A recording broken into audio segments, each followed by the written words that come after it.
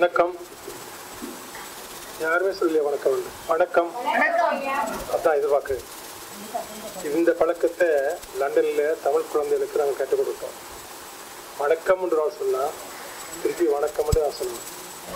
லண்டனில் good morning என்று சொன்னால் குட் மார்னிங்னு திருப்பி நாம சொல்லணும். அவங்க சொல்லாட்டில் சில பண்பாடுகள் அவருக்கு நிறைய படிக்க இருக்குது. நான் பிறந்து விழுந்த யாழ்ப்பாணம், லண்டனில் 52 வருஷமாக பணியாற்றுவேன். அதுவும் யூனிவர்சிட்டி ஆஃப் லண்டனில் கணினித்துறையில் பணியாற்றுவோம். தமிழ் மொழியை கணினி மூலம் எப்படி கற்றுக் கொடுக்கலாம் என்ற துறையில் ஆய்வுகள் பணி செய்து பல இடங்களில் நான் விளக்கவர் கொடுத்துருக்கேன். அத்தோடு நாங்கள் முக்கியமாக குழந்தைகளுக்கு இந்த திருக்குறளை கற்பிக்க வேண்டும் என்ற முன்னோக்கத்தோடு பல பயிலரங்குகளை நடத்துவோம்.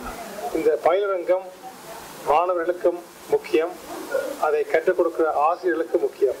காரணம், காலத்துக்கு காலம் புது புது கருத்துக்கள் தோன்றும், புது வகையான வழிமுறைகளை கற்றுக் கொடுக்கலாம். ஒரே மாதிரியான கற்றல் வழிமுறையை நாங்கள் பின்பற்ற வேண்டியதில்லை. புதியவர்கள்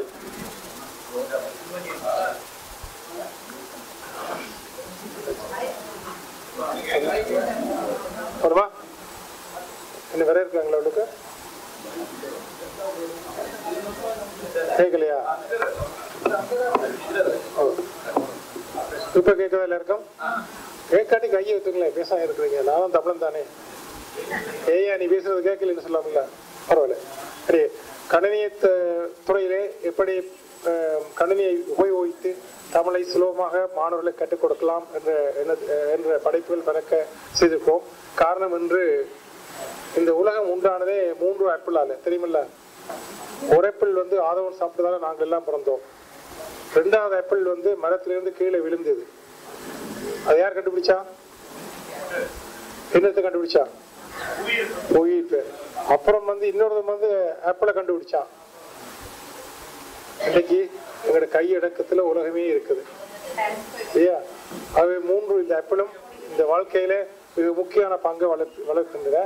ஆகவே கணினி மூலம்தான் தமிழை கற்றுக் கொடுக்க முடியும், சுலபமாக கற்க முடியும் என்ற வழிவகையிலே பல துறைகளில் பல ஆய்வுகள் செய்தும் பல பயிலரங்குகளை நாங்கள் நடத்துவோம். இந்த பயிலரங்கை நீங்கள் ஆரம்பித்தது மிக மகிழ்ச்சி. அதுவும் திருக்குறளை பற்றிய பயிலரங்கு மிகவும் முக்கியமானது. காரணம், நாங்கள் எல்லா புத்தகம் படிக்க தேவையில்லை. மாணவர்களுக்கு திருக்குறள் ஒன்றை படித்தாலே எல்லாம் படித்ததுக்கு சமமாகும். அதில் இலக்கணமும் இருக்கு, அறிவுரையிலும் இருக்கு, கருத்துரைகளும் இருக்கு. ஆனதுனால மாணவர்களுக்கு திருக்குறளை கற்பிக்க வேண்டும் என்று நாங்கள் சுலபமான திருக்குறள் ஒரு 50 எடுத்து அதை பிரித்து கணினியில் போட்டு அந்த மவுஸ் பாயிண்டரை கொண்டு அந்த சொல்லுக்கு மேல் வைத்தால் அந்த உச்சரிப்பு வரும். அவர்களே அந்த கருத்தை தாமே உருவாக்குவார்கள். காரணம், தங்கள் அறிவுக்கு ஏற்ற வகையிலே கருணை இருக்குவார்கள். காரணம் சொன்னா நீங்க பார்த்திருக்கலாம், சுவாமி விவேகானந்தருடைய வாழ்க்கையிலே, அவருடைய வாழ்க்கை வரலாறுல பள்ளியில் போய் படித்திருந்தாராம். மாணவர்கள் ஆசிரியர் மாணவர்களை கேட்டாராம், நீ என்னவாக வரப்போறாய், உனக்கு என்ன உத்தியோகம் பார்க்க ஒரு ஒவ்வொரு மாணவர்களையும் கேட்டுக்கொண்டு வந்தாங்க. அது எல்லாம் ஒவ்வொரு மாணவர்களும் நான் கலெக்டர் ஆகணும், ஐஏஎஸ் ஆகணும், போலீஸ் ஆகணும், பெரிய வாத்தியார் ஆகணும் என்றெல்லாம் சொன்னாங்களாம். விவேகானந்த முறை வந்த உடனே அவர் கேட்டாராம், நீ என்னவாக போறாரு? நான் குதிரை வண்டி ஓட்டு வர போறேன். அப்போ அந்த மாணவர்கள் சிரித்தாங்களா, போய் இந்த பள்ளியில படிச்சு நீ குதிரை வண்டி ஓட்ட போறான்னு கேள்வி பண்ணாங்க. மனச்சோர்வோடு வீட்டுக்கு வந்தாராம். வீட்டுக்கு வந்த போயிது தாயார் மாணவன் தன்னுடைய மகனுடைய சோர்வை கண்டுபிடித்தார். அதனுடைய சோர்வை முகத்தில் கண்டதும் என்ன நடந்ததுன்னு கேட்டார். அப்போ அவசரமா, நான் குதிரை வண்டிலாம் பள்ளிக்கு போய் வரேன், எனக்கு குதிரை வண்டி ஓட்டத்தான் பிடிக்கும், நான் அதான் ஆசிரியருக்கு சொல்லுவேன், குதிரை வண்டி ஓட்டுறதா எனக்கு வேலை வேணும் என்று. அது எல்லோரும் என்னை கேலி பண்ணாங்கன்னு சொல்லி. ஆனா அந்த அம்மா என்ன சொன்னா, அவ தண்டிக்கவும் இல்லை, அவனோட திட்டம் இல்லை, என்ன அப்படி சொன்னா என்று வழக்கம் இல்லை. ஓடி போய் மைக் கேட்கலையா?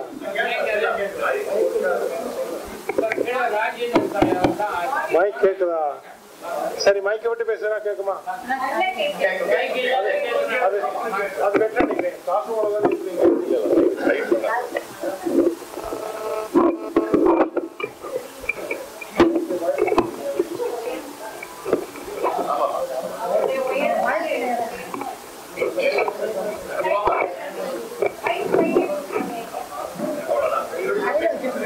இப்ப கேக்குதா? முதல்ல இருந்து பேசுவோம், இடையில இருந்து பேசுவோம், விட்டு இருந்து சொல்றேன். சரி, லண்டன்ல திருக்குறளை மாணவர்களுக்கு நாங்கள் நிறைய கற்றுக் கொடுக்கிறோம். அதிலும் சிறப்பாக சுலபமாக பண்ணக்கூடிய திருக்குறள் 50 குறள் இருந்து தான் கற்றுக் கொடுக்கிறோம். அதிகாரமாக கற்றுக் கொடுக்கவில்லை. காரணம், மாணவர்களுக்கு சுலபமாக தமிழை பிரித்து எழுதி கொடுத்து அவர்களாகவே கருத்துக்களை உருவாக்கி கொடுக்கிறார்கள். பாப்பையாவோ கருணாநிதி ஐயாவோ மற்ற வரதராஜன் அவர்களோ கருத்துக்களை படித்து பாடமாக்கி கிளிப்பிள்ள மாதிரி திருப்பி சொல்லாமல் தாங்களாகவே கருத்தை எடுக்க வேண்டும் என்று சொல்லி சுலபமான சொற்களை, உதாரணத்துக்கு நன்றி மறப்பது நன்று அன்று என்று பிரித்து கொடுக்கிறோம். அதையே கணனியில் போட்டு வைத்திருக்கிறோம். அந்த மவுசை எடுத்து நன்றி என்ற சொல்லுக்கு மேலே போட்டா நன்றி என்று சொல்லும். முழுக்குறளை வேணும் என்றாலும் முழுக்குறளை சொல்லும். காரணம், அந்த கணனி மூலம் அவர்கள் கற்பதன் மூலம் ஆர்வம் உண்டாகிறது. 3 வயசு குழந்தை கூட கருணையை பாவிக்கிறதுக்கு ஆவல்படுகிறது. இன்னொரு கதை நான் குழந்தைகளுக்கு சொல்ல வேண்டியது, அறிய வேண்டியது, சுவாமி விவேகானந்தர் மாணவராக இருந்த பொழுது பள்ளியில் நீ ஆசிரியர் கேட்டா நீ என்ன தொழில், ஒவ்வொருத்தருடைய உத்தியோகத்தையும் கேட்டா நீ என்ன வர போற, நான் கலெக்டர் வர போறேன்னு சொன்னா, அவர் ஆசிரியர் வர போறேன்னு சொன்னா, அவர் பட்டாதாரியை வர போறேன்னு சொன்னா, ஒவ்வொரு வேலையும் சொன்னாங்க. விவேகானந்தருடைய முறை வந்த உடனே அவர் என்ன வேலையை நான் குதிரை வண்டி ஓட்டுவனாக வர போறேன். காரணம், பள்ளிக்கு குதிரை வண்டிலாம் வந்தாராம். அப்போ அந்த குதிரை வண்டியில சலசலன்னு சொல்லி ஒரு சத்தம் போடும். அந்த ஓலியை பிடிச்சா அந்த வண்டி செல்லு சுத்தம் போயிது, அதுல ஒரு சத்தம் வரும். அந்த சத்தத்தை கேட்பதற்கு மகிழ்ச்சி ஆனதுனாலே நான் குதிரை வண்டி ஓட்டுவனாக மாற வேண்டும் என்று ஆசைப்பட்டாராம். அப்போ வீட்டில் அந்த ஆசிரியர்களும் மாணவர்கள் ஆசிரியர்களும் சிரித்து அவரை கேலி பண்ணார்கள். விவேகானந்தர் மிக சோர்வாக வீட்டுக்கு வந்திருந்த அந்த வீட்டுக்கு வந்த உடனே அந்த அம்மா தம் மகனுடைய சோர்வை கண்டு என்ன நடந்தேன்னு கேட்டான். அப்போ அம்மாவுக்கு அவன் சொன்னா, அப்படி நான் எல்லாரும் வேலை பற்றி கேட்டாங்க, நான் ஒரு குதிரை வண்டி விட்டுவனா தான் வர வேண்டும் என்று நான் ஆசைப்பட்டேன் என்று சொன்னாங்க. அதுக்கு அந்த அம்மா திட்டலையே அவனை, வேண்டாம் அப்படி சொன்னாயண்டு, ஒரு கலெக்டர் வரணும்னு சொல்லியிருக்காமே, ஒரு ஆசிரியர் வரணும்னு சொல்லியிருக்காமே, ஏன் இப்படி சொன்னான்னு திட்டலை. அதே அம்மா ஓடி போய் கிருஷ்ணன் படம் எடுத்தார். இந்த பகவத்கீதை ஓதுகிற போர்க்களத்துல போற குதிரை வண்டி இருக்கு தானே, கிருஷ்ணனுடைய வண்டி, அந்த படத்தை கொண்டு வந்து காட்டி, இந்த நீ வண்டி தானே ஓட்டப்படனே, இந்த வண்டியில இருக்க கிருஷ்ணன் மாதிரி வர வேண்டும் என்று கேட்டாராம். புரிஞ்சுதா? அப்போ அந்த பகவத்கீதையை கிருஷ்ண உபதேசித்தான். விவேகானந்தர் எங்களுக்கு எத்தனையோ அறிவுரையை உபதேசித்திருக்கிறார். அந்த விளக்கத்தை அவர் கொடுத்த பொழுது அவர் மிகவும் சந்தோஷப்பட்டு, இன்றைக்கு நாங்கள் எல்லோரும் போட்டும் ஒரு அறிவுரையுடனாகவும் சிக்காகோ நகரில் போய் சமயத்தை வெளிநாடுகளுக்கு தெரியப்படுத்தியவராகவும் இருப்பது சுவாமி விவேகானந்தர். ஆகவே மாணவர்கள் எதை விரும்புகிறார்களோ அதன்படி கற்றுக் கொடுக்க வேண்டியது எங்கள் ஆசிரியர்களாகிய எங்களோட கடமை. அதுக்கு ஏற்ற வகையிலே நாங்கள் பயிலரங்களை நடத்த வேண்டும் என்பதுதான் என்னுடைய வேண்டுகோள், ஆசையும் அதுதான். எங்களுக்கு தெரிந்த ஆர்வத்தை, எங்களுடைய திறமையை மற்றவர்களுக்கு காண்பிக்க வேண்டிய தேவையில்லை. காரணம், அடுத்த சந்ததியினர் நீங்கள் நடத்துகின்ற இந்த பயிலரங்கிலிருந்து என்னத்தை பயின்று எடுத்துக்கொண்டு போகிறார்கள் என்பதை பற்றிய கருத்தை நீங்கள் அறிய வேண்டிய தேவை இருக்கிறது. அதனால உங்களுக்கு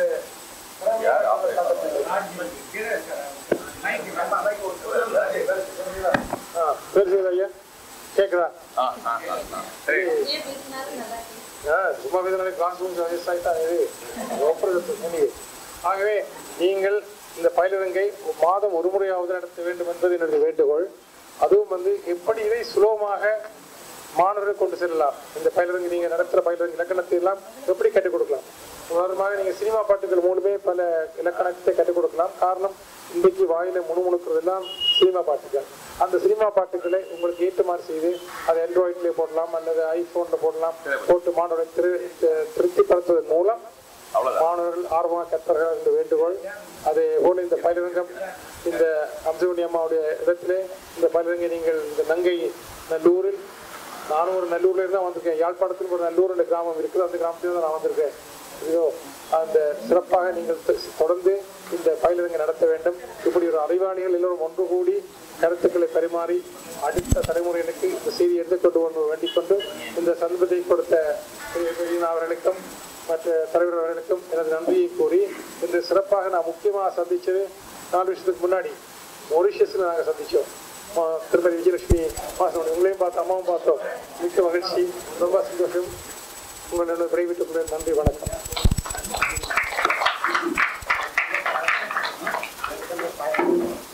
ஐயா ரொம்ப நன்றிங்க ஐயா. என்ன ஒரு நீரோடை எப்படி ஓடுமோ அது மாதிரி இருந்தது ஐயா. நீரோடை எப்படி வேகமா ஓடுமோ அதே மாதிரி லண்டன்ல இருந்து ஓடின தமிழோட நீங்க ஐயா. அதுக்காக எங்களுடைய வாழ்த்துக்களை உங்களுக்கு தெரிவிச்சுக்கிறேன் ஐயா. லண்டன் பல்கலைக்கழகத்திலே தமிழ் இருக்கை தருவதற்கு ஒப்புதல் வந்திருக்கிறது. அது பற்றி இங்கே கல்வி திணைக்களத்தில் நான் பேச வந்திருக்கேன். எங்களுக்கு இடம் தந்திருக்கிறார்கள். இந்த பள்ளி அந்த லண்டன் யூனிவர்சிட்டியில் 1916ஆம் ஆண்டில் இருந்து இன்று வரையும் தமிழ் 60ஆம் ஆண்டு வரையும் தமிழ் கற்பிக்கப்பட்டு வந்தது. மன்னர் நெருக்கடியினாலே அந்த கற்பிக்கு வழிமுறை தொய்ந்து போய்விட்டது. இப்பொழுது லண்டனில் நாம் 300,000 தமிழர்கள் இருக்கிறார்கள். அவர்களுடைய ஆர்வத்தாலும் ஊக்கத்தினாலும் திரும்பவும் அந்த இடத்துக்கு உயிர்ப்பித்து தமிழ் இருக்கை ஆரம்பித்திருக்கோம். அது தொடர்ந்து அடுத்தடுத்த ஆண்டுகளில் அங்கு மாணவர்களுக்கு தமிழை கற்றுக் கொடுக்கவும், இங்க இருக்கிற தமிழர்கள் அங்கு வருவோம், அங்க இருக்கிற தமிழர்கள் இங்கு வருவோம். சில பண்டமாற்று வியாபாரம் சொல்லுவாங்க. அது மாதிரி நீங்கள் எல்லாம் வந்து படிக்கலாம், நீங்க அவர்களிடம் தமிழை கற்றுக்கொள்ளலாம் என்ற வசதிக்காக என்ற நல்ல செய்தியை, ஒரு மகிழ்ச்சியான செய்தியை உங்களுக்கு கூறி விடைபெற்றுக்கிறேன். நன்றி. திருக்குறள் பேரவையினுடைய சார்பில் முதலாக இங்கு தமிழ் அறிவோம் என்ற தலைப்பினை நடத்திய பெருந்தகை வெற்றிவேலனார் அவர்கள் வெற்றியாளர் அவருடைய முயற்சினால தான் ஒரு பயிற்சி பட்டறை நடத்தணும்னு ஒரு எண்ணம் வந்தது. எதை நடத்துறது அப்படின்னு முயற்சி பண்ணால், கவிஞர்கள்லாம் வந்து நல்ல கவிதையை பாடணும்னா அவங்களுக்கு இலக்கணம் தெரியணும். எனவே ஒரு இலக்கண பயிற்சி பட்டறை நடத்தலாம் என்று முடிவு செய்தோம். அது எந்த இடத்துல நடத்துவது என்பது போது, இது நாங்கள் இவ்வளவு பேர் கூட்டம் வருவாங்கன்னு எதிர்பார்த்து இருந்தால் வேறு இடத்துலையே வைத்திருப்போம். ஏன்னா இதற்கு நிறைய பேர் நான் இலக்கணம் படிக்க வருகிறேன், என்னுடைய குழந்தை இலக்கணமே தெரிய மாட்டேங்கிறது என்று 76 குழந்தைகள் கீழே ஞாயிற்றுக்கிழமை தோறும் 10 மணியிலிருந்து 12 மணி வரையிலேயும் திருக்குறள் பயிற்சி பெறுகிறார். அவர்களில பல பேர் 500 அதாவது 500 திருக்குறளை ஒப்பிக்கின்ற அளவிற்கு எல்லப்பன் அவர்கள் நடத்தி கொண்டிருக்கிறார்.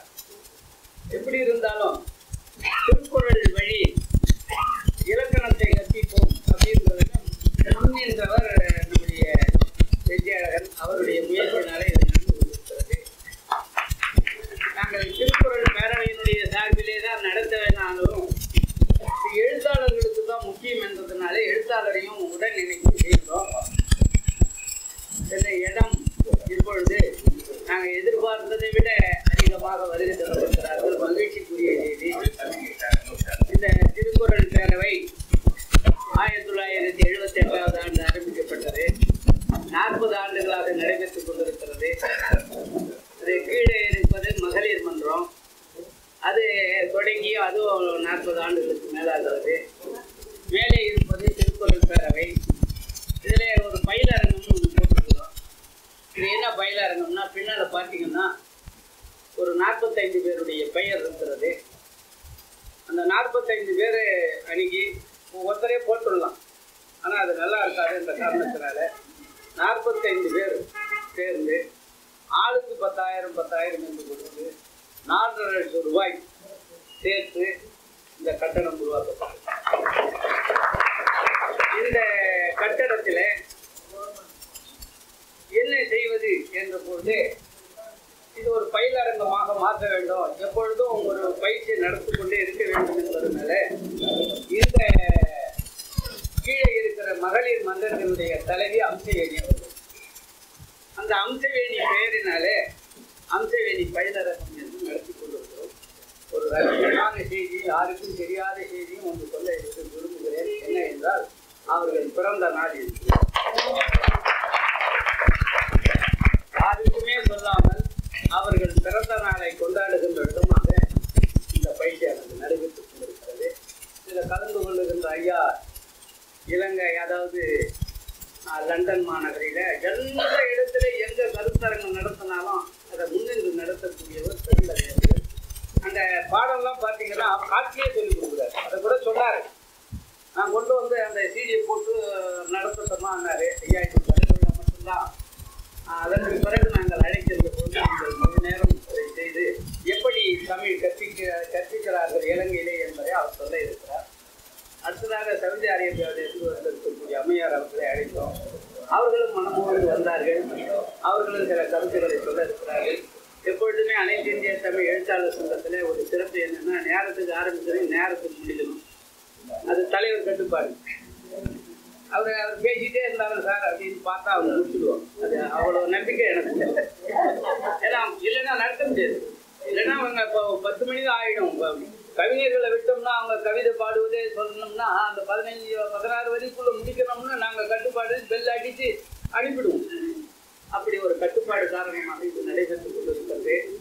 இது பொறுப்பாளர் பெருமைக்குரிய நரசிம்மன் அவர்கள் தலைவர். அவர் திடீரென்று இதற்கு செல்ல வேண்டியதாகிவிட்டது. பெங்களூருக்கு திடீர்னு போயிட்டாரு. அதுக்கு அடுத்தது பொருளாளர் ராஜராஜன் அவர்கள் வங்கியில் பணிபுரிந்தவர், ஒரு பெரிய கல்வியாளர்.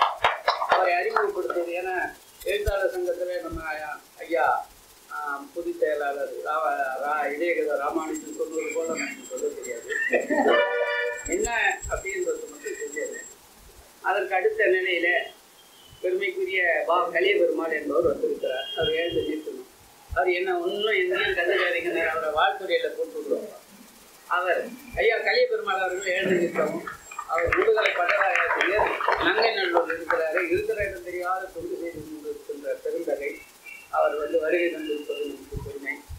அடுத்தது நம்முடைய அழகேசனார் அவர்கள். அழகேசன் துணைத் தலைவராக இருந்தார். அவர் தான் எல்லா ஏற்பாடும் செய்தார். இந்த இடம் இல்லைன்னதும் அந்த இடத்தை ஏற்பாடு செய்து குறுகிய இடமா இருக்கிறது. நம்ம இங்கேருந்து போனால் 1 மணி நேரம் ஆகிடும் என்ற காரணத்தினால தான் அங்கே போகல. இதை நிறைவு செய்கிறோம். இப்போ மேலும் நானே எல்லாரையும் பற்றியும் பேசிக்கொண்டே இருந்தார். நல்லா பேசிட்டார் என்பதனால ஐயா சோம இளவரசு ஐயா வந்திருக்காங்க. அவங்க எல்லாருக்கும் ஒரு புத்தகம் தரணும்னு எடுத்து வந்திருக்காங்க. அதை இருப்பவர்களுக்கும் கொடுக்க முடியுமான்னு தெரியல. வல்லினம் இருவரும் இடாமையும் இருந்ததான். அதுபோல ஐயா வெற்றியழகன் அவர்கள் ஒரு கட்டுரையை எழுதி அதை தட்டச்சு செய்து வைத்திருக்கிறோம். முருகேசனார் அவர்கள் கட்டுரை எழுதியிருக்கிறார். அதையும் தட்டச்சு செய்து எல்லாருக்கும் வழங்க வேண்டும் என்ற ஆசை குறுகிய காலம் என்பதனால கொடுக்க முடியல. அடுத்த தடவை வருகின்ற போது எல்லாருக்கும் ஒரு புத்தகமாக தர வேண்டும் என்று முயற்சி செய்து கொண்டிருக்கிறோம். இப்பொழுது மாணவர்கள் அனைவரும் செய்கின்ற தவறு திருத்த வேண்டும், மாணவர் செய்யும் தவறுகளும் அதை நீக்கும் வழிகளும் என்ற ஒரு புத்தகமாக அதை வெளியிட்டு இந்த சமுதாயத்திற்கு கொடுக்க வேண்டும் என்று விரும்புகிறோம். இந்த பெரியவங்க தான் பெரும்பாலும் ஒரு கூட்டம் சொன்னால் எல்லாரும் வயசு மேலே 50 வயசு மேலே இருக்கிறாங்க வராங்க. சின்ன பிள்ளைங்க வர்றது கிடையாது. அவர்களை தம் பக்கம் இழுக்க வேண்டும் என்பதற்காக இந்த பயிற்சியை தொடங்கி இருக்கிறோம். அந்த பயிற்சி நல்ல பயிற்சி. எழுத்தாளர் சங்கத்தில் இருக்கிற துணைத் தலைவர்கள்லாம் வந்திருக்கிறார்கள், பொறுப்பாளர்கள்லாம் வந்திருக்கிறார்கள். ஒவ்வொருவரும் சிறந்த கல்வியாளர்கள், சொன்னதை செய்யக்கூடிய ஆற்றல் படைத்தவர்கள், அறிவாளிகள். எப்பொழுதுமே ஒரு சங்கம் நடத்தணும்னா அறிவாளிகளை ஒருங்கிணைச்சி செய்யறது பெரிய கல்வி. அது இந்த சங்கத்துல தலைவராக இருந்தவர்களுக்கு தான் அதனுடைய அருமை தெரியும். இப்போ ஒரு தலைவர்னா சொன்னதை உடனே செய்திருவாங்க. நம்ம கல்வியாளர்கள் என்ன அதையா நம்ம செய்யணும் அப்படின்னு கேள்வி கேட்டு அதற்கு ஒரு விளக்கம் சொல்லி அதுக்கு ஒரு தலைவலி சொல்லி இந்த வாட்ஸ்அப்பே அதுக்கு தான் தண்டமா வந்துடும். இப்போ வாட்ஸ்அப்பே பார்த்தீங்கன்னா அவர் ஒரு சொல்லுவாரு, அடுத்தது மறுப்பு சொல்லுவாரு, அடுத்தது சொல்லுவாரு. கடைசியில் என்னன்னா யாரு முதல்ல சொன்னாலும் அவரை நீக்கிடுவோம். அது மாதிரிதான் இப்போ நாங்கள் செய்து கொண்டு இருக்கிறோம். இந்த புலனை செய்தி இருக்கிறது அது நிறைய தவறான செய்தி வருது. தவறான செய்தியை வெளியிடுபவர்கள் பெயர் நீக்கப்படும்னு போடுவோம். அடுத்த நாள் அவரு போடுவோம், அப்புறம் நீக்கிடுவோம். என்ன ஏன் நீக்கிறீர்கள் கேள்வி இருப்பார். இப்படி அந்த புலனை செய்தியை தவிர்த்து கொஞ்சம் தயவு செய்துன்னா வீணா வதந்தி இல்லாத செய்தி. ஒரு அம்மா ஒருத்தர் செத்துட்டாரு, அதுக்கு பேர் வேற ஒருத்தர் செத்ததுக்கு நன்றி. கொடுமையான 2 செய்தி நடந்தது புலனவை. அதனால தயவு செய்து போடுபவர்கள் பரிந்துரை, அதாவது ஒரு இதை ஃபார்வேர்ட் பண்றதே படிச்சுட்டு ஃபார்வேர்ட் பண்ணுங்க. பண்ணாததுனால தான் பல இதை அதை கேட்டா சார் வந்து சார் அப்படியே ஃபார்வேர்ட் பண்ணிட்டேன் சார், நான் படிக்கிறேன் சார் இந்த சார் என்று சொல்லி பதிலிருக்கின்ற கவிஞர்கள் அனைவரையும் வணங்கி, அப்புறம் பொறுப்பாளர்களையும் வணங்கி, நான் எல்லாரையும் ஒவ்வொருத்தரையும் பற்றி சொல்லிக்கொண்டே இருந்தால் நீண்ட நேரம் காரணத்தினால பொறுப்பாளர் அனைவருக்கும் வணக்கத்தை சொல்லி அடுத்த தடவை என்ன செய்ய வேண்டும் என்று சொன்னால் அதை செய்ய காத்துக் கொண்டு இருக்கிறோம். இந்த இடம் பொதுவான இடம், எந்த நிகழ்ச்சி வேண்டுமானாலும் நடத்தி கொடுக்கலாம். இதுவரையில இலவசமாக தான் கொடுத்துருக்கோம். ஒரு ஞானம் கவிதை அமைப்பு இலவசமாக தான் நடத்திட்டு இருக்காங்க. அதே மாதிரி மோகன்ராஜ் கம்பன் கழகம் இலவசமாக நடத்திட்டு இருக்காங்க. ஞாயிறு கவிதை அமைப்பு இலவசமாக, ஒரு பைசா கூட கிடையாது, இலவசமாக தான் கொடுத்துருக்கிறோம்.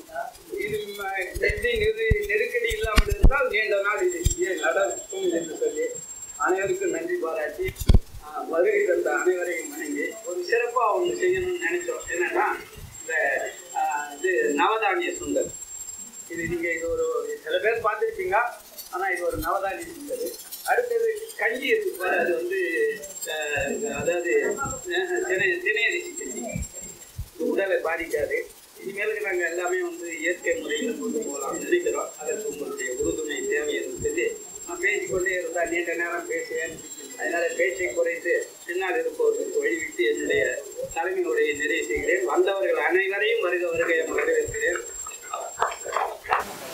அவையில் அமர்ந்திருக்கக்கூடிய ஆண்டோர்களே, சான்றோர்களே, தமிழறிஞர்களே, பல நாடுகளில் வருகின்றிருக்கக்கூடிய அறிஞர் பெருமக்களே, அனைத்து இந்திய தமிழ் எழுத்தாளர் சங்கத்தினுடைய பொறுப்பாளர்களே, திருக்குறள் பேரவையினுடைய பொறுப்பாளர்களே, இன்று இலக்கண பயிற்சி முகாம் துவக்கம் அனைத்து இந்திய எழுத்தாளர் சங்கம் திருக்குறள் பேரவை இணைந்து நடக்கும் எழுச்சி மிக புது முயற்சி. இது புத்தாண்டின் புது வரவு, மிக்க மகிழ்ச்சி. என்ன வந்தது இலக்கணத்திற்கு இப்பொழுது திடீரென்று? ஏன் இங்கே இத்தனை அறிஞர்கள் முகாம்? உள்ளபடியே உழைக்கிறேன், என் உள்ளத்தை தொட்ட நிகழ்ச்சி இது. ஏன்? தமிழுக்கு என் முதல் முயற்சி இலக்கணத்துக்கும் எனக்கும் என்ற தொடர்பு. ஒரு இருவட்டு தீரி. அயல்நாடு வாழ் தமிழருக்கு இலக்கியம் இலக்கணம் புகட்டும் தமிழ் இமயம். இதை எழுதியது நான் தான். இதன் பெயர் தமிழ் இமயம். இது நடந்தது 2002. இன்னும் இருக்கிறது வரவேற்பு இதற்கு. இங்கல்ல, அயல்நாட்டு மண்ணில். ஆத்திச்சூடி கொன்றை வேந்தன் திருக்குறள் அத்தனையும் உண்டு. இதில் ஒளி ஒளி இதில் உரைக்கிறேன். இதுதான் உலகிலேயே முதல் Hindi Hindu Times of India Dinamalar செய்தித்தாள்களில் இதற்கான நிரூபணம். வேறு ஒரு நிகழ்ச்சி 600க்கு மேல், குறிப்பாக கவனிக்க வேண்டிய நிகழ்ச்சி, 600க்கு மேல் மாணவர் குழா. அந்த 600க்கு மேல் மாணவர் குழா அத்துணை பேரும் பார்வையற்றவர்கள். விஷுவலி சேலஞ்ச், இயற்கையின் சோதனை. இவர்கள் குறைந்தது இவர்களுடைய படிப்பு தகுதி இளநிலை பட்டம், மிக அதிக அளவு இருமுனைவர் பட்டம். இவர்களெல்லாம் பேராசிரியர்களாகவும் பல வல்லுநர்களாகவும். இவர்கள் அழைப்பை ஏற்று ஒரு கல்வி வழிகாட்டும் நிகழ்ச்சி நடத்தினேன் இவர்களுக்கு. மீண்டும் வந்தது அழைப்பு. என்ன? எதற்கு? போட்டித் தேர்வில் சிக்கல் இவர்களுக்கு. போட்டித் தேர்வில் சிக்கல் இவர்களுக்கு. அனைத்து பாடங்களும் எளிதிலும் எளிதவர்களுக்கு நன்றாக படிப்பார்கள். சிக்கல் 3 பாடங்களில். அந்த 3 பாடங்களில் முதலாவது இருப்பது இலக்கணம். முதலாவது இருப்பது இலக்கணம். தமிழும் ஆங்கிலமும். மற்றவை கணிதம், அறிவுத்திறன், ஐக்கியம். இவை இரண்டும் சரி. இலக்கணத்திற்கு என்ன சிக்கல்? இதுதான் என் கேள்வி. சொன்னார்கள் அவர்கள், எங்கு பயிற்றுவிருக்கிறார் இலக்கணத்தை? யார் இருக்கிறார்கள் இலக்கணம் சொல்லித்தர? இவர்களுக்கு வாரந்தோறும் வகுப்பர் எடுக்கிறேன். ஆங்கிலத்தையும் தமிழையும் இணைத்து இலக்கணம். அதற்கு நான் கொடுத்த தலைப்பு காணாமலும் கற்கலாம். அவர்களால் காண முடியாது. அந்த தலைப்பு காணாமலும் கற்கலாம். இன்னும் ஒரு நிகழ்ச்சி, வாஷிங்டன் தமிழ் சங்கம். ஆயிரக்கணக்கான பிள்ளைகள் பயிர்கிறார்கள் தமிழை விரும்பி. அமெரிக்க தமிழ் அகாடமி இங்கிருந்து சென்ற தமிழர்கள் நடத்தக்கூடிய ஒரு அங்கம் அது. அமெரிக்க வாழ் தமிழர்கள் நடத்தும் இப்பள்ளிக்கு ஒரு தேவை. உரைநடை, செய்யுள் நடை, இவற்றுடன் இணைந்த இலக்கண நூல். எழுதிய நூல்கள் அத்துணையும் ஏற்கப்படவில்லை. எதிர்பாராமல் கிடைத்தது எனக்கு ஒரு வாய்ப்பு. அமெரிக்க பிள்ளைகள் அங்கேய சூழல், அவர்கள் என்ன விளையாட்டு விளையாடுகிறார்கள், அவர்களுடைய உளவியல், இவற்றையும் ஆராய்ந்து அறிந்து உள்வாங்கி நான் எழுதிய நூலுக்கு உங்கள் ஆசையுடன் நல்ல வரவேற்பு. 1000 பிள்ளைகளை படிக்கிறார்கள். தமிழகத்தில் தமிழுக்கு 3 நிலைகளில் சிக்கல். ஒன்று, சரளமாக தமிழ் படிப்பது. யாருக்கு சரளமாக தமிழ் படிக்க வருகிறது? அடுத்தது மொழிபெயர்ப்பு. மூன்றாவது, அதுதான் முதலாவது, இலக்கணத்தில். இத்துடன் சேர்த்து அடிப்படை கல்வி இல்லை, கோட்பாடு கூடிய கணிதம் இல்லை, அடிப்படை ஆங்கிலமும் இல்லை. இவை கூட கிட்டாமல் படித்து முடித்து பட்டமும் பெற்று 15 ஆண்டுகள் பாழாகி, 15 ஆண்டுகள் பள்ளிகளில் பாழாகி வீணாகி பரிதவிக்கும் இளைஞர் கூட்டம். தமிழுக்கு இந்நிலை என்றால் ஆங்கிலத்தின் நிலையோ அதோ தெரியும். பெரியண்ணன் பெருமுயற்சி, வெற்றியழகன் இலக்கண பாதை, பெரும்படையின் அறிஞர் கூட்டம் எதையும் சாதிக்கலாம் என்று நாங்கள் இத்தனை இலக்கணம் பயிற்றுவது ஒரு சவால் தான். மாணவர்களிடம் இருந்தால் இல்லை இல்லை, பெற்றோரிடம் இருந்தால் இல்லை இல்லை, வேறு எங்கே? மக்கள் என்றும் எடுத்துக் கொள்ளக்கூடாது. இது அரசியல்வாதிகள் எண்ணம். மக்கள் இறை உணர்வை உணரக்கூடாது. இது ஆன்மீகவாதிகளின் எண்ணம். மக்கள் மாக்களாக இருக்க வேண்டும். இது திரைப்படத்துறையின் எண்ணம். இந்த வரிசையில் தமிழ்நாட்டு பள்ளிகளில் தமிழ் இல்லை, ஆங்கிலம் வரவே இல்லை, சிந்தனை கல்வி துளியும் இல்லை. வெறும் காகித பட்டம் தான் பட்டமாக கிடைக்கிறது. மாணவர்கள் சற்றும் சிந்திக்க விடாமலே நடக்கின்ற கல்வி வழிகள் பள்ளி. இதற்கிடையில் இலக்கண பட்டறை. இந்த இலக்கண பட்டறை இத்துணை பேருடைய முயற்சியுடனும் ஆறுதலுடனும் வெற்றிகரமாக நடக்க வேண்டும் என்ற வாழ்த்துக்களை தெரிவித்து நன்றி பாராட்டுகிறேன். இந்த இலக்கண பயிற்சி என்பது எல்லா மொழிகளிலும் உள்ளதுதான். நமக்கு தமிழில் மட்டும் கிடையாது. தமிழ் கொஞ்சம் அதிகமாக ஆழமாக இருக்கும் என்று சொல்லலாம். தமிழில் இலக்கணத்தை அவ்வளவு எளிதாக யாரும் கற்றுக்கொள்ள முடியாது. ரொம்ப பொறுமை வேண்டும். நமது மக்களுக்கு வர வர பொறுமையெல்லாம் குறைந்து விட்டது. அந்த அளவுக்கு பொறுமை கிடையாது இப்பொழுது. தமிழை படிக்கும் போதே சந்தேகமாக இருக்கின்றது. தமிழை படிக்க முடியுமா என்று பிள்ளைகளுக்கும் ஏக்கம் இருக்கின்றது. ஆனால் அதில் போய் இலக்கணத்தை படியுங்கள் என்றால் என்ன செய்ய முடியும்? அதே மாதிரி கவிதை எழுதுவதும் அப்படித்தான். கவிதை எழுதுவது கொஞ்சம் சங்கடமான நிலைதான். கவிதை அவ்வளவு எளிதாக எழுதிவிட முடியாது. கவிதை எழுதுவதற்கு நிறைய பேர் புத்தகங்கள் எழுதிவிட்டார்கள். அந்த புத்தகத்தை நானும் படிச்சு பார்த்தேன். அதனாலதான் கவிதையே வரவில்லை. கவிதை எப்படி வரும்னா, ஒரு கதை ஒன்று சொல்றேன். கவிதை கவிஞரும் திருடனும் ஒன்று என்று சொல்வார்கள். ஒரு திருடன் ஒரு வளர்ந்த தன்னுடைய தந்தை பிரபல திருடன் அவரிடம் திருட்டு கண்டு கொள்ள வேண்டும் என்பதற்காக தந்தையிடம் உங்களுடைய திருட்டு தொழிலை எனக்கு கற்றுக் கொடுங்கள் என்று கேட்டாராம். அவர் சொன்னாராம், இதை கற்றுக் கொடுக்க வருவதல்ல, நீயே தெரிந்து கொள் என்றாராம். சரி, எப்படி தெரிந்து கொள்வது? ஒரு நாள் திடீரென்று இவர் திருட போயிருக்கிறார்.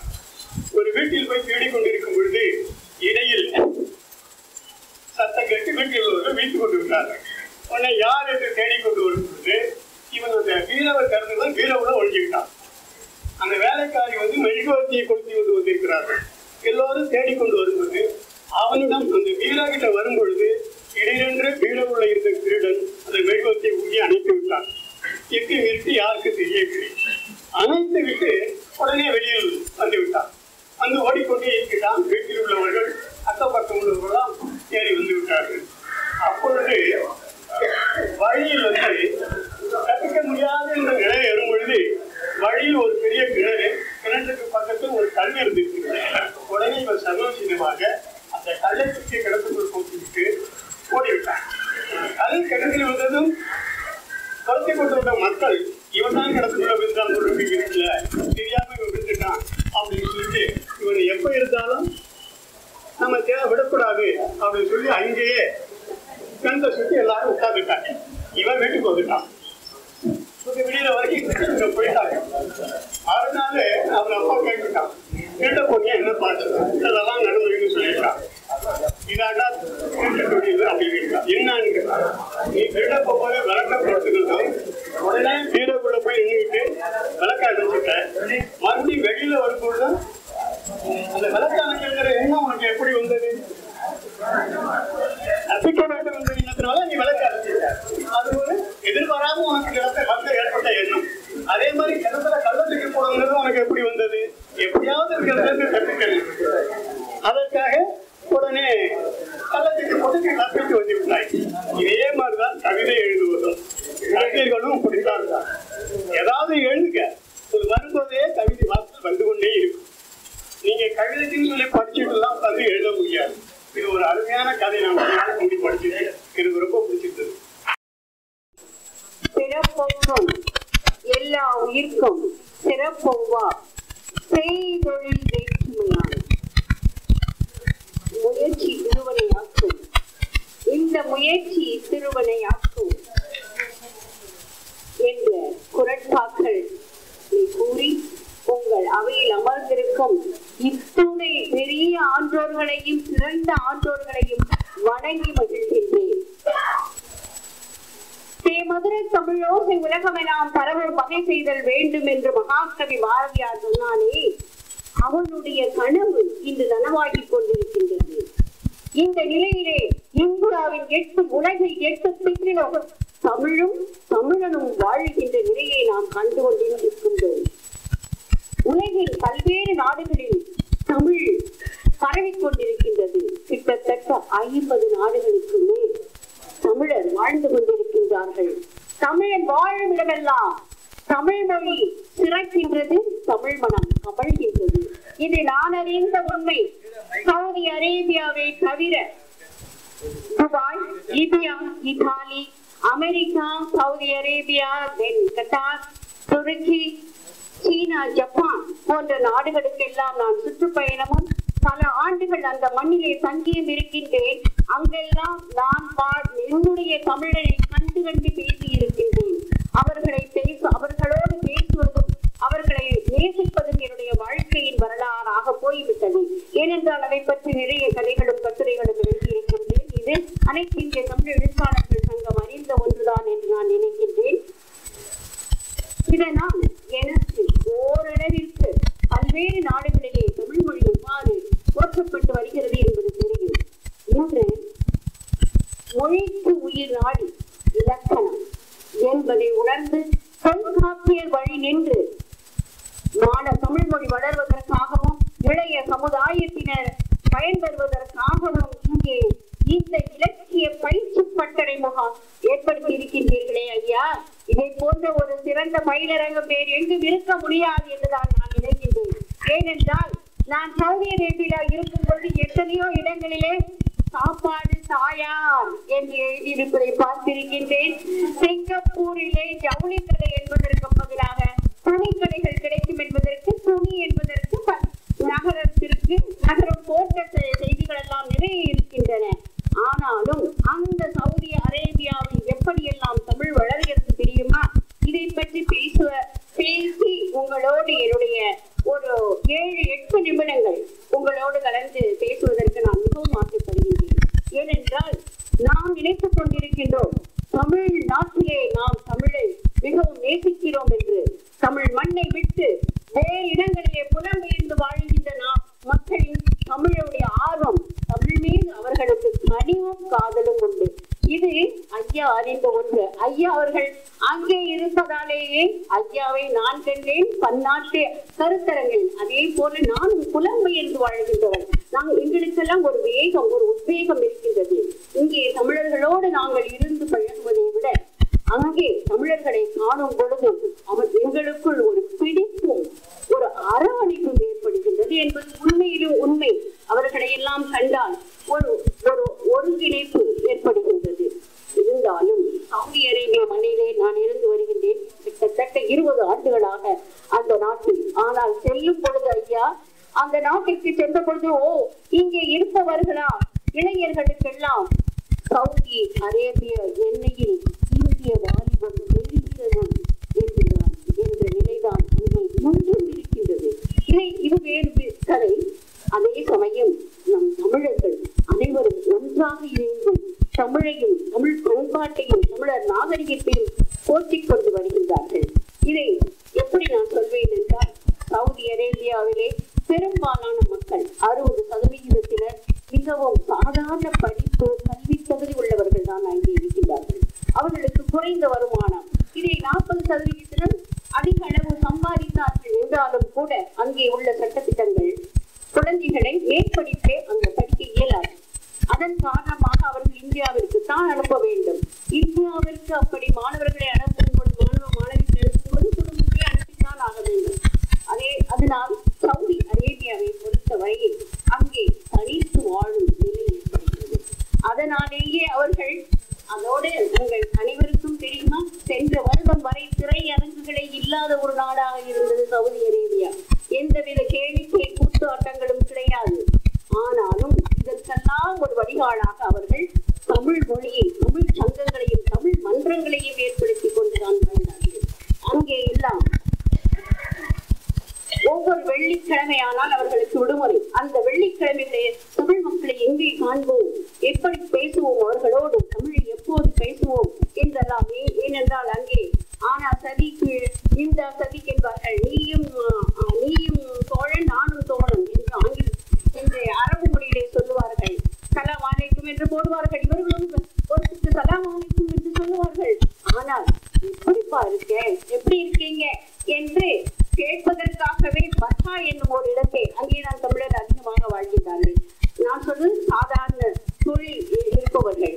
அவர்கள் எல்லாம் அத்தனை நாட்களாக ஒட்டகங்களை வைத்துக் கொண்டு கடைகளிலும் தண்ணிகளிலும் சாதாரண வேலைகளில் கூலி வேலைகளில் இருந்துவிட்டு நீங்கள் நினைத்துக் கொள்ளாதீர்கள் சவுதி அரேபியாவில் இருப்பவர்கள் நாம் செல்வ செழிப்பானவர்கள் என்றும் நகைகள் நட்டுகள் எல்லாம் போட்டுக் கொண்டிருப்பவர்கள் என்று.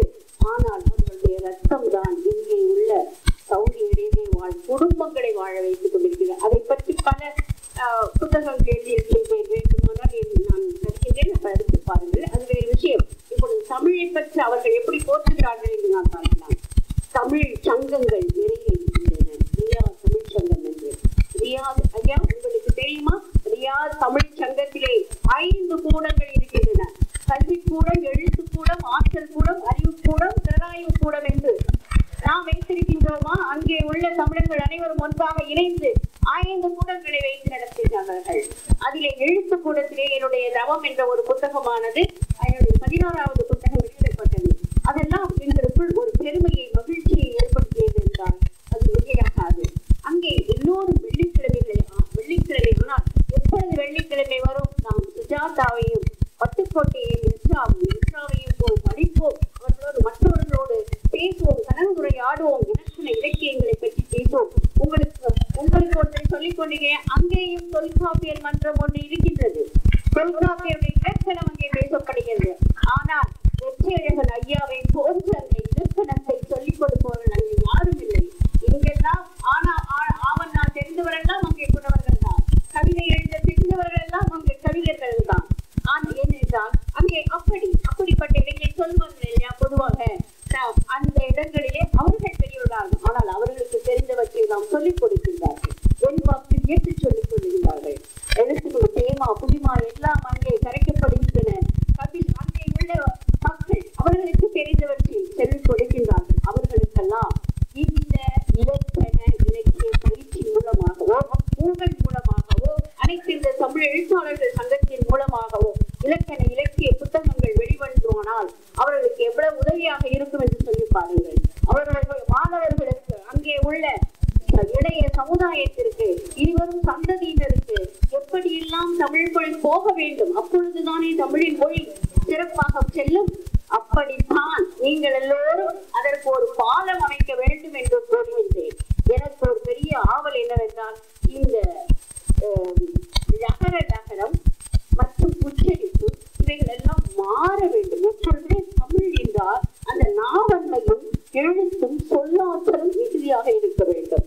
இதைத்தான் ரியாதில் உள்ள தமிழ் சொல்வேந்தர் மன்றம் என்ற ஒன்று நாவன்மையை வளர்ப்பதற்காகவும். இப்பொழுது நீங்க எல்லாம் சொன்னீங்களே எவ்வளவு நேரம் பேசுறது என்ன ஏறிட்டு அங்க 5 நிமிஷத்துக்குள்ள இந்த ஒரு பேசி முடிக்க வேண்டும் என்ற வகையிலே அங்கே பயிற்சி அளிக்கப்படுகிறது.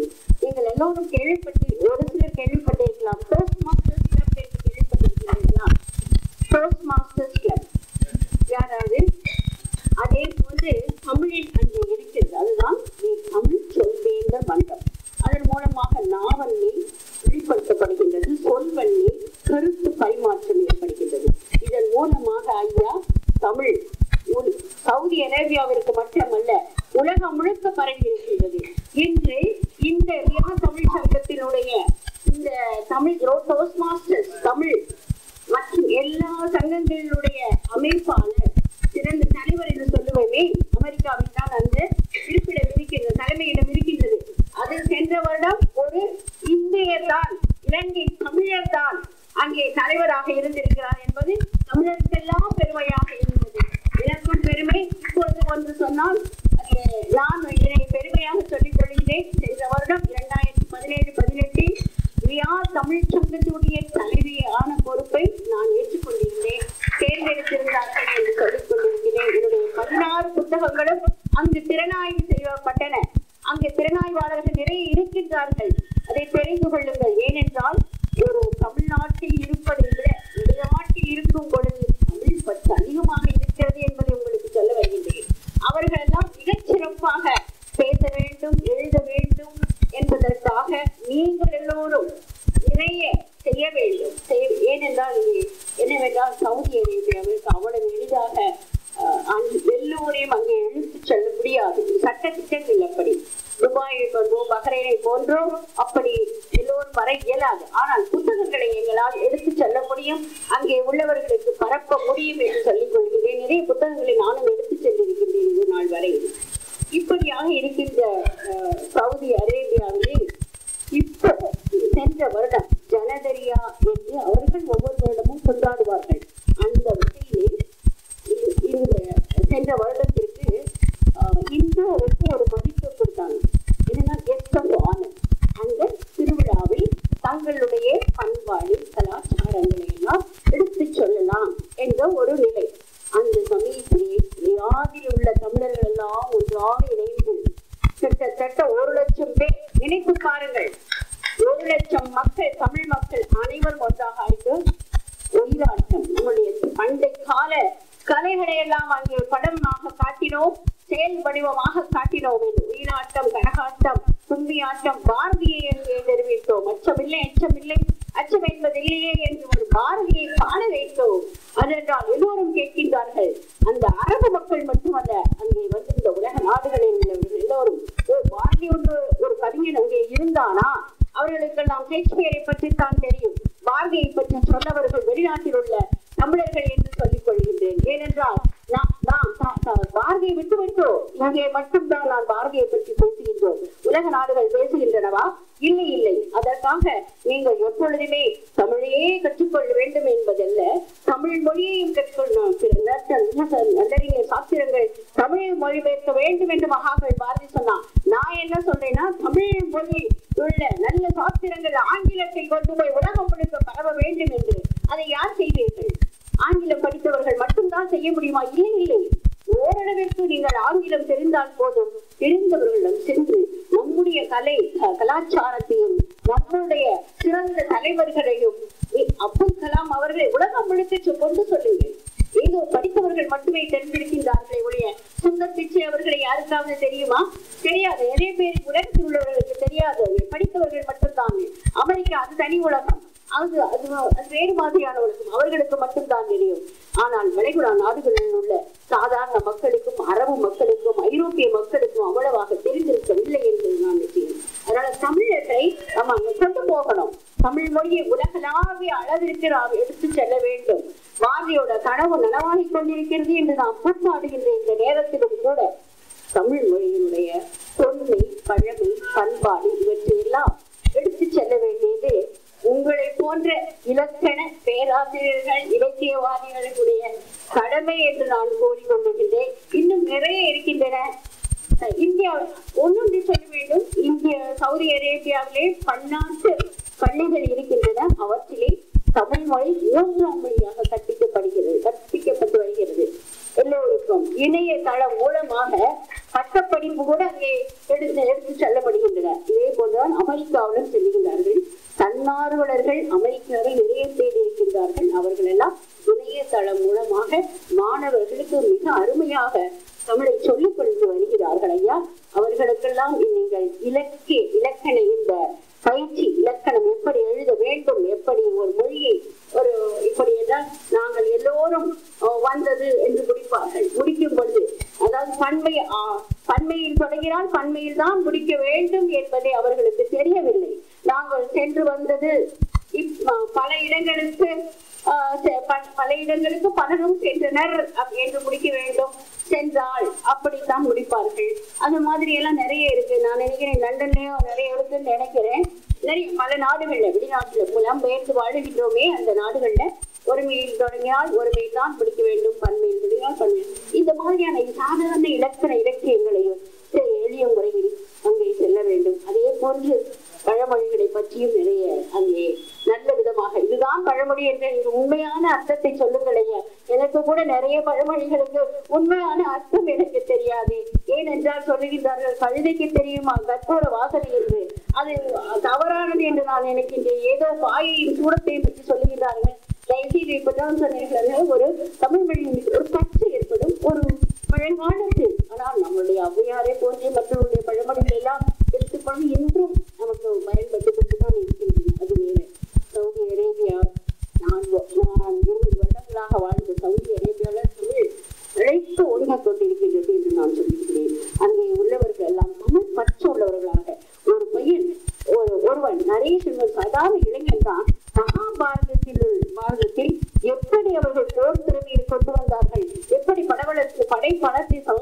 செய்தார்கள் என்று மேனேஜ்மெண்ட், அதாவது என்ன சொல்றது, எப்படி மேனேஜ் பண்ணி கொண்டு வந்தாங்க, சமமா கொண்டு வந்தாங்க அப்படிங்கறத பத்தி ஒருத்தர் பேசுறான். இதெல்லாம் வந்து நான் சவுதி அரேபியால நான் எதிர்பார்க்கவே இல்லை. கம்பராமாயணத்தை திறனாய்வு செய்யறாங்க, அப்படி செய்யறாங்க. ஏன் என்னுடைய புத்தகத்தை பலரும் திறனாய்வு செய்தார்கள். எனக்கு அதிலே குறைகளையும் சொன்னார்கள், நிறைகளையும் சொன்னார்கள். திறனாய்வாளர்கள் நிறைய இருக்கின்றார்கள். நீங்கள் எல்லோரும் சொல்லுவீர்களே, ஏதோ ஒரு காட்டிலே பூத்து கிடக்கின்றது மலர்களை பற்றி நமக்கு அதனுடைய அழகையும் தன்மையையும் நறுமணத்தையும் உங்களுக்கு தெரியுமா என்ன? தெரியாது. அதை கொண்டு வந்து நாம் ஒரு இடத்திலே வைத்தால் தானே அது பூஜைக்கு சமர்ப்பித்தாலோ அல்லது தலையில் சூட்டிக் கொண்டாலோ அது அழகும் நறுமணமும் தெரிகின்றது. அதை போல அனைவரும் இருக்கின்றார்கள். எங்கும் இருக்கின்றார்கள், இங்கேயும் இருக்கின்றார்கள். எத்தனையோ பேர். நாம் மட்டும்தான் தமிழில் ஆர்வம் உள்ளவர்களா? எத்தனையோ பேர் இருக்கிறார்கள். அவர்களை எல்லாம் திரட்டி வாருங்கள் ஐயா, திரட்டி வாருங்கள். அருமையாக இந்த பயிலரங்கத்திற்கு இடம் கிடைத்திருக்கின்றது. தலைவர் அவர்கள் இருக்கின்றார்கள். அடையோ, இவருக்கு பேர் ஒரு சொல்வேந்தர், சொல்லின் செல்வர் என்றே இவருக்கு கொடுக்கலாமா? ஏதோ பேச வாயை திறந்தாலே வேறு ஒரு மாதிரியாக பேசுகிறார்கள். வர்ணிப்பு வேற, வர்ணிப்பு தனியாக இருக்கின்றது. ஆனா உண்மையா ஆக்டர் தான் பேசுறாரு. இட் இஸ் நாட் ஒரு உண்மையான ஒரு இதைத்தான் பேசுறீங்க. ஒவ்வொருத்தருக்கும் ரொம்ப ரொம்ப நல்லா இருக்கு. எனக்கு ஒரு மாதிரி எப்பவுமே அடிக்கடி நான் சொல்லுவது, என்ன ஏதாவது எழுதி வச்சு இவங்களுக்குன்னு வச்சிருக்கீங்களா அப்படிலாம் நான் போன்ல கேட்டது உண்டு. அவரை நான் நிச்சயமானு சொன்னதுமே அவருக்கு என்ன பத்தி புகழ ஆரம்பிச்சிருவார். தாயே காரியம் அப்படின்னு சொல்லுவாங்க. நானும் கூட எனக்கு ரொம்ப ஆசை படிக்கணும்ட்டு. நானும் இப்பதான் என்னுடைய வயசு உங்களுக்கு எல்லாம் தெரிஞ்சிருக்கோம். இந்த வயசுலதான் நான் இப்ப வெண்பா கத்துக்கிறேன்னு சொல்லி ரொம்ப ஆர்வமா வெண்பா எழுதியே ஆகணும். இந்த வருஷத்துல வெண்பா ஒரு அட்லீஸ்ட் ஒரு 50 வெண்பாக்களாவது எழுதி நான் புத்தகம் வெளியிடணும்னு ரொம்ப இந்த வருஷத்துல நான் கங்கணம் கட்டிட்டு இருக்கேன்னு நான் சொல்லலாம். எழுத போறேன். அது மாதிரி தமிழின் சுவையும் தமிழோட இனிமையும் அமுதம் போன்றது. தமிழுக்கும் அமுதென்று பேர். அந்த தமிழ் எங்கள் உயிருக்கு வேர். நான் ஒரு தமிழ் வைத்தியர். ஆனால் படித்தது என்னவோ ஆங்கிலம், எம்ஏ ஆங்கிலம். ஷேக்ஸ்பியரை பிடிக்கும், ரோல்ஸ்வர்த்தை பிடிக்கும், எல்லோரையும் பிடிக்கும், கீட்ஸை பிடிக்கும். கீட்ஸோட கவிதைகளுக்கெல்லாம் நான் அடிமை. இருந்தாலும் தமிழ் என்னை பற்றி கொண்டது. ஏனென்று தெரியவில்லை. அது உங்களோடு அனைத்து இந்த தமிழ் எழுத்தாளர் சங்கத்திலே நான் பலகாலமாக தொடர்பு வைத்துக் கொண்டிருப்பதால என்னவோ தெரியவில்லை. தமிழ் வாழ்க. இந்த பயிற்சி பட்டறை, இலக்கண பயிற்சி பட்டறை தொடர்ந்து செயலாற்றி அனைவருக்கும் ஒரு பாலமாக இருந்து தொண்டாற்ற